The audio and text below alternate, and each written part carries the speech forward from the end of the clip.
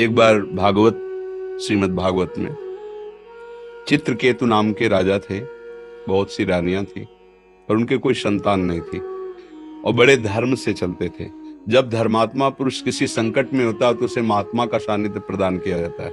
ये सृष्टि का क्रम है। जब किसी वास्तविक धर्म में चलने वाला होगा तो उसको किसी न किसी महात्मा का सानिध्य प्रदान कर दिया जाता है। तो देवर्षि नारद जी और अंगिरा जी पधारे तो चित्रकेतु उदास चित्त बैठे हुए थे। तो कहा कि आप ऐसे उदास कैसे? जो धर्म का ज्ञान रखता है, धर्म से चलता है, उसके चेहरे पर उदासी ठीक नहीं होती।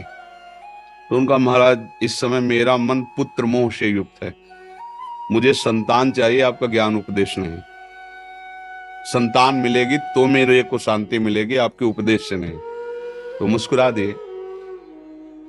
ममता रत सन ज्ञान कहानी व्यर्थ ही जाती है, सिद्धांत है। उनका अवश्य राजन, आपके भाग्य में पुत्र सुख है नहीं, पूर्व कर्मानुसार आपको पुत्र सुख नहीं है।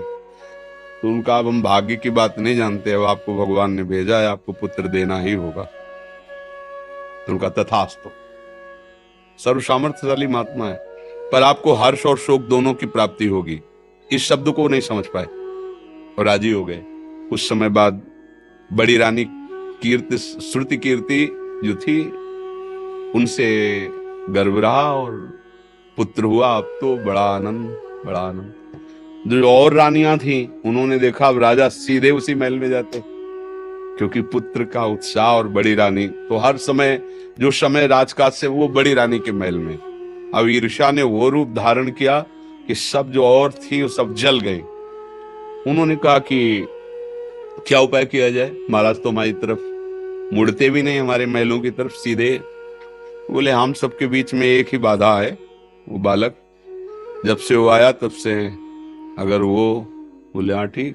तो एक पर्सनल दासी को तैयार कर लिया, अर्थ आदि का प्रलोभन देके और दुग्ध में जहर मिलाकर रानी की अनुपस्थिति में पिला दिया और नवजात शिशु मर गया।